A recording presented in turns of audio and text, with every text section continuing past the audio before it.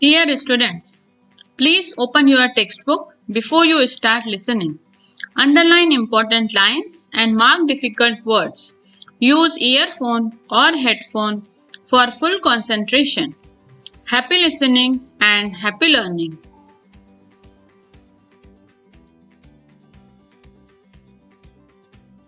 Page number 29, Chapter 2, Nationalism in India. As you have seen, modern nationalism in Europe came to be associated with the formation of nation states.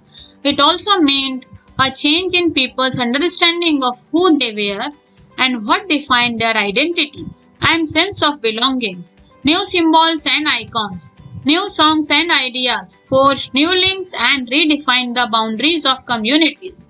In most countries, the making of this new national identity was a long process. How did this consciousness emerge in India? In India, and as in many other colonies, the growth of modern nationalism is intimately connected to the anti colonial movement. People began discovering their unity in the process of their struggle with colonialism. The sense of being oppressed under colonialism provided a shared bond that tied many different groups together. But each class and group felt the effect of colonialism differently. Their experiences were varied and their notions of freedom were not always the same. The Congress under Mahatma Gandhi tried to force these groups together within one movement, but the unity did not emerge without conflict. In an earlier textbook, you have read about the growth of the nationalism in India up to the first decade of the 20th century. In this chapter, we will pick up the story from the 1920s and study the non cooperation and civil disobedience movement. We will explore how the Congress sought to develop the national movement, how different social groups participated in the movement, and how nationalism captured the imagination of people. In Figure 1, 6 April 1919, mass procession on the streets became a common feature during the national movement. Page number 30. 1. The First World War, Khilafat and Non-Cooperation. In the years after 1919, we see the national movement spreading to new areas, incorporating new social groups and developing new modes of struggle. How do we understand these developments? What implication did they have? First of all, the war created a new economic and political situation. It led to a huge increase in defense expenditure, which was financed by war loans and increasing taxes. Custom duties were raised and income tax introduced. Through the war years, prices increased, doubling between 1913 and 1918, leading to extreme hardship for the common people. Villagers were called upon to supply soldiers, and the forced recruitment in rural areas caused widespread anger. Then in 1918 to 1919 and 1920 to 21, crops failed in many parts of India, resulting in acute shortages of food. This was accompanied by an influenza epidemic. According to the census of 1921, 12 to 13 million people perished as a result of famines and the epidemic. People hoped that their hardship would end after the war was over, but that did not happen. At this stage, a new leader appeared and suggested a new mode of struggle. 1.1 The idea of Satyagraha. Mahatma Gandhi returned to India in January 1915. As you know, he had come from South Africa, where he had successfully fought. In the column New Words, forced recruitment, a process by which the colonial state forced people to join the army. In Figure 2, Indian worker in South Africa marched through Volksrust 6 November 1913. Mahatma Gandhi was leading the worker from Newcastle to Transvaal. When the marchers were stopped and Gandhiji arrested, thousands of more workers joined the Satyagraha against racist laws that denied right to non-whites. Page number 31. the racist regime with a novel method of mass agitation, which he called satyagraha. The idea of satyagraha emphasized the power of truth and the need to search for truth. It suggested that if the cause was true, if the struggle was against injustice, then physical force was not necessary to fight the oppressor. Without seeking vengeance or being aggressive, a satyagrahi could win the battle through non-violence. This could be done by appealing to the conscience of the oppressor. People, including the oppressors, had to be persuaded to see the truth instead of being forced to accept truth through the use of violence. By this struggle, truth was bound to ultimately triumph. Mahatma Gandhi believed that this dharma of non-violence could unite all Indians. After arriving in India, Mahatma Gandhi successfully organized Satyagraha movement in various places. In 1917, he traveled to Champaran in Bihar to inspire the peasants to struggle against the oppressive plantation system. Then in 1917, he organized a satyagraha to support the peasants of the Kheda district of Gujarat, affected by crop failure and a plague epidemic. The peasants of Kheda could not pay the revenue and were demanding that revenue collection be relaxed. In 1918, Mahatma Gandhi went to the Ahmedabad to organize a satyagraha movement amongst cotton mill workers. 1.2 The Rawle Act. Emboldened with this success, Gandhiji in 1919 decided to launch a nationwide satyagraha against the proposed Rawle Act 1919. This act had been hurriedly passed through the Imperial Legislative Council despite the united opposition of the Indian members. It gave the government enormous powers to repress political activities and allowed detention of political prisoners without trial for 2 years. Mahatma Gandhi wanted non-violent civil disobedience against such unjust law, which would start with a battle on 6 April. Rallies were organized in various cities. Workers went on strike in railway workshops and chalk closed down. Alarmed by the popular upsurge and scared that lines of communication such as the railways and telegraph would be disrupted, the British administrations decided to clamp down on nationalists. Local leaders were picked up from Amritsar and Mahatma Gandhi was barred from entering Delhi. On 10th April, the police in Amritsar fired upon a peaceful procession, provoking widespread attacks on banks, post offices, and railway stations. Martial law was imposed and General Dyer took command. Source A. Mahatma Gandhi on Satyagraha. It is said of passive resistance that it is the weapon of the weak, but the power which is the subject of this article can be used only by the strong. This power is not passive resistance. Indeed, it calls for intense activity. The movement in South Africa was not passive but active. Satyagraha is not physical force. A satyagrahi does not inflict pain on the adversary. He does not seek his destruction. In the use of satyagraha, there is no ill will whatever. Satyagraha is pure soul force. Truth is the very substance of the soul. That is why this force is called satyagraha. The soul is informed with knowledge. In it burns the flame of love. Non-violence is the supreme dharma. It is certain that India cannot rival Britain or Europe in force of arms. The British worship the war god and they can all of them become, as they are becoming, bearers of arms. The hundreds of millions in India can never carry arms. They have made the religion of non-violence their own. In the column Activity, read the text carefully. What did Mahatma Gandhi mean when he said Satyagraha is active resistance? Page number 32. On 13th April, the infamous Jallianwala Bagh incident took place. On that day, a large crowd gathered in the enclosed ground of Jallianwala Bagh.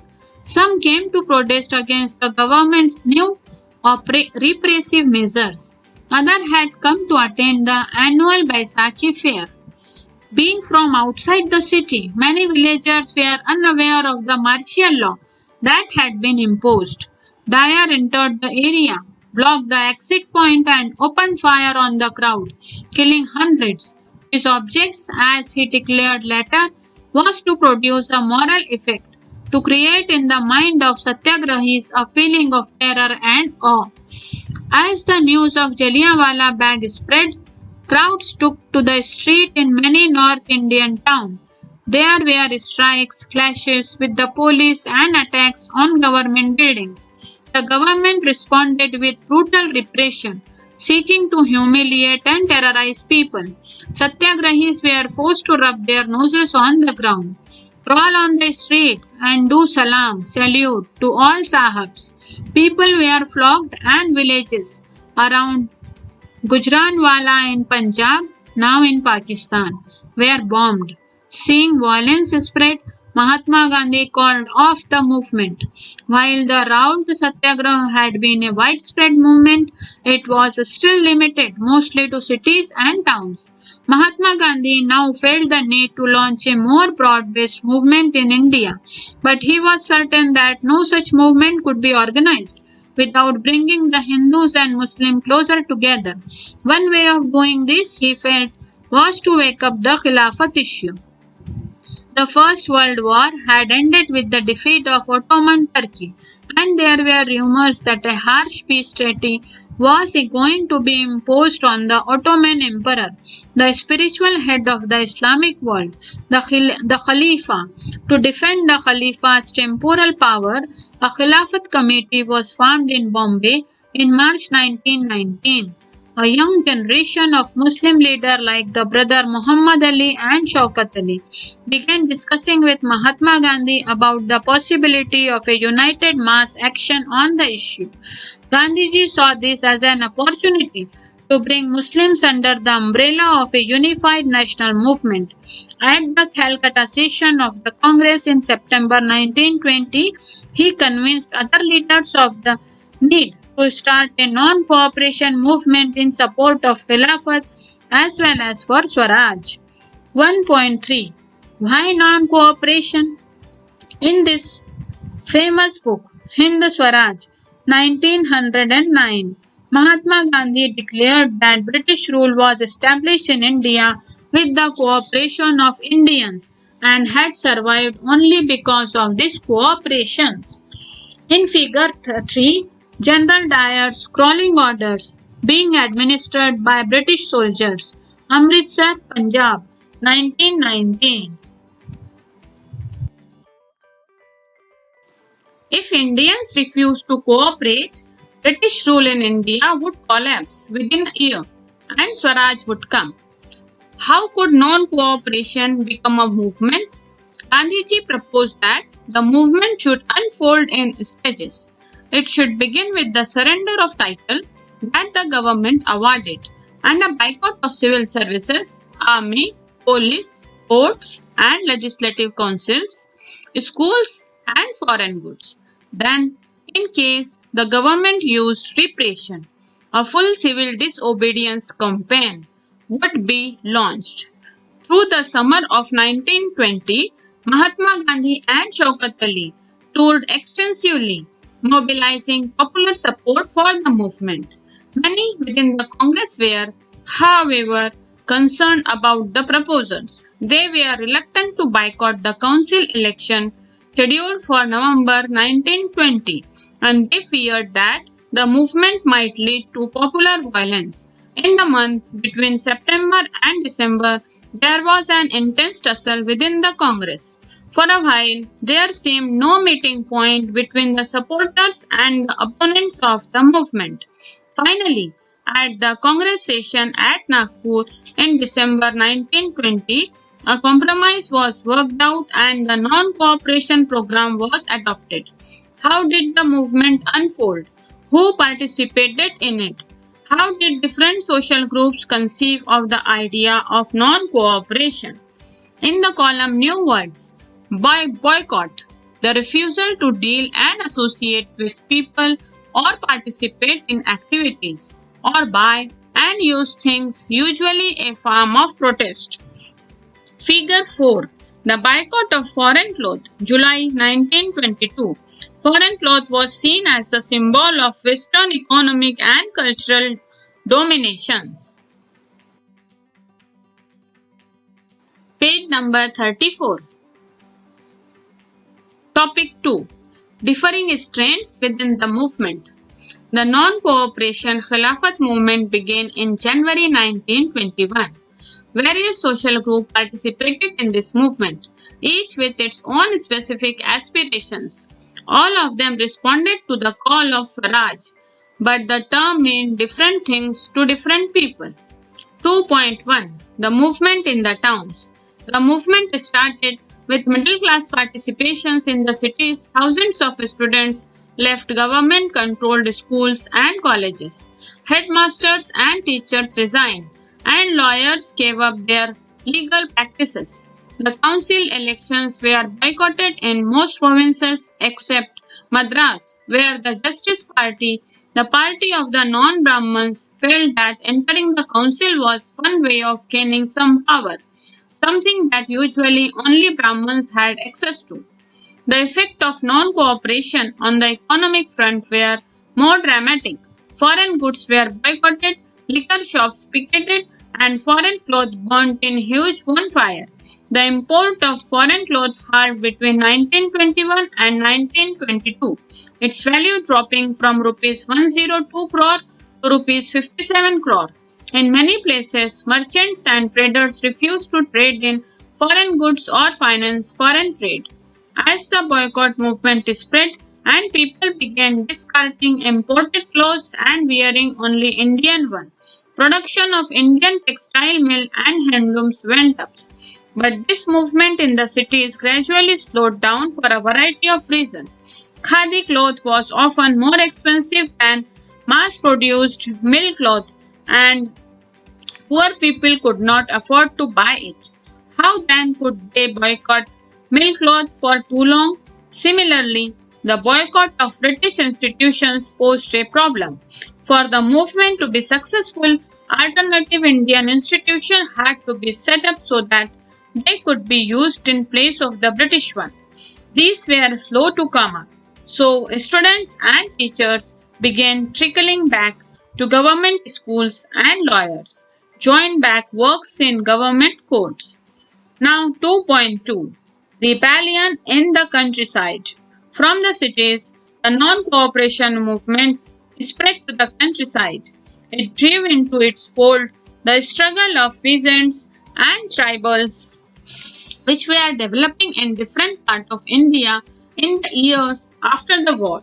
In the column New Words, picket, a form of demonstration or protest by which people block the entrance to a shop, factory, or office. In the column Activity, the year is 1921.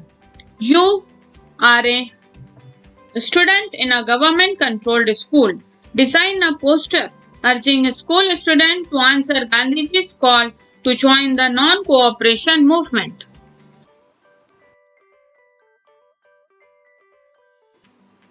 Page number 35. In Awadh, peasants were led by Baba Ramchandra, a sannyasi who had earlier been to Fiji as an indentured laborer. The movement here was against talukdars and landlords who demanded from peasants exorbitantly high rent and a variety of other cesses. Peasants had to do beggar and work at landlord's farm without any payment.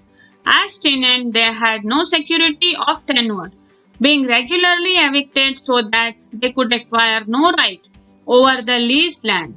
The peasant movement demanded reduction of revenue, abolition of beggar, and social boycott of oppressive landlords. In many places, Nai Dhobi Bandh were organized by panchayat to deprive landlords of services or even barbers and washermen.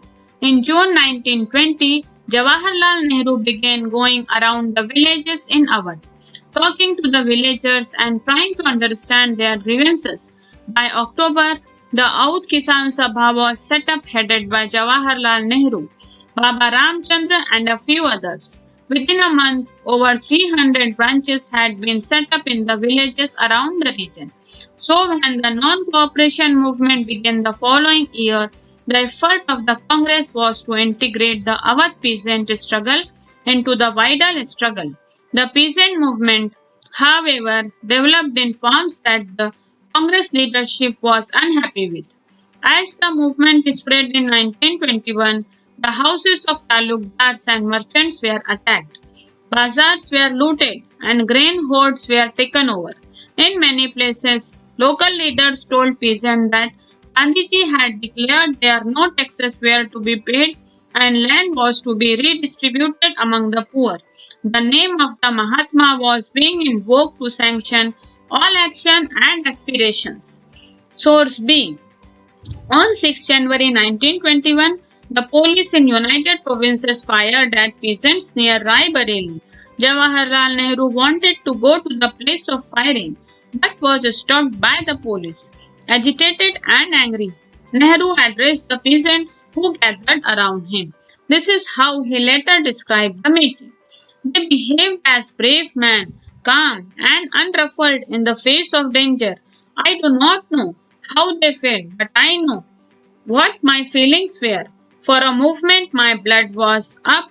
Non-violence was almost forgotten, but for a moment only, the thought of the great leader, who by God's goddess has been sent to lead us to victory, came to me, and I saw the Kisan seated and standing near me, less excited, more peaceful than I was, and the moment of weakness passed. I spoke to them in all humility on nonviolence. 1. I needed the lesson more than they, and they heeded me and peacefully dispersed. Quoted in Sarvapalli Gopal, Jawaharlal Nehru, A Biography, Volume 1. New words: beggar, labor that villagers were forced to contribute without any payment. Activity: if you were a peasant in Uttar Pradesh in 1920, how would you have responded to Gandhiji's call for Swaraj? Give reason for your response. In 1928, Vallabhbhai Patel led the peasant movement in Bardoli, a taluka in Gujarat, against enhancement of land revenue, known as the Bardoli Satyagraha. This movement was a success under the able leadership of Vallabhbhai Patel. The struggle was widely publicized and generated immense sympathy in many parts of India.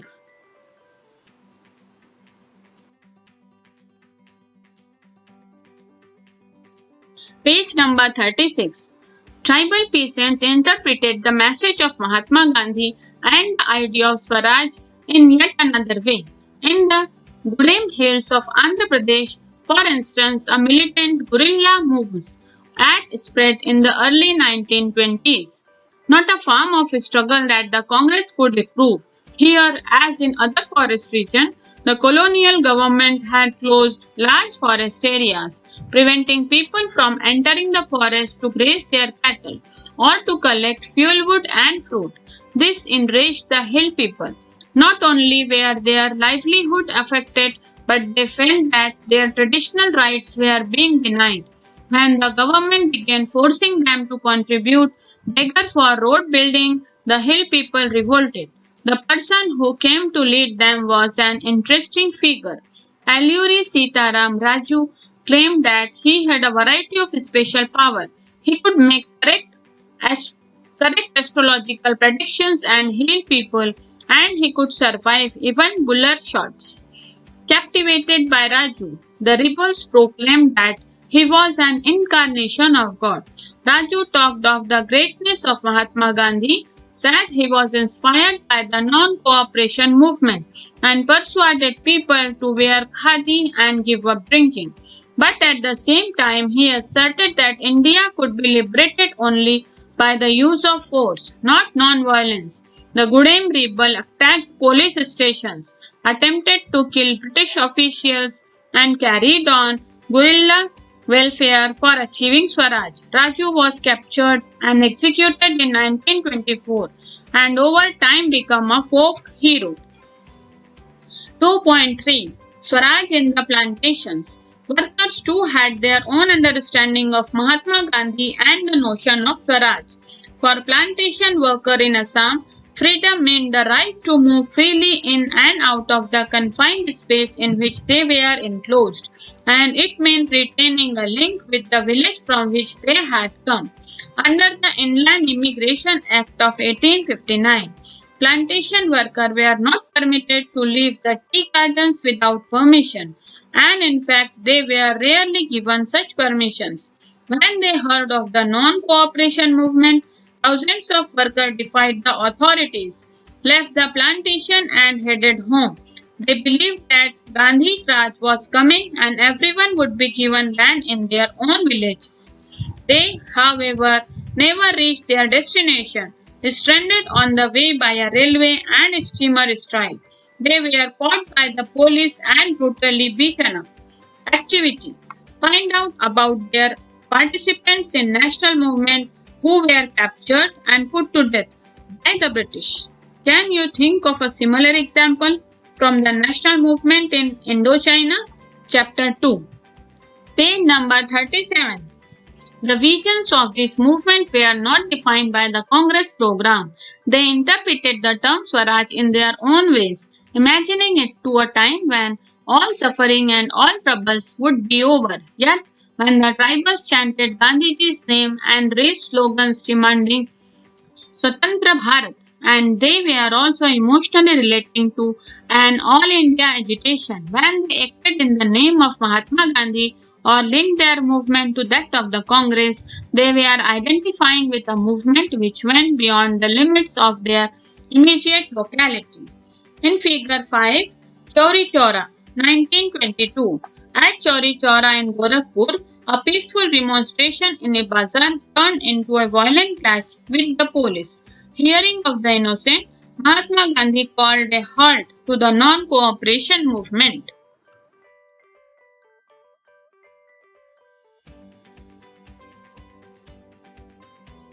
Thank you, students. Please listen twice for better understanding. Hope you liked the video and subscribe for upcoming videos.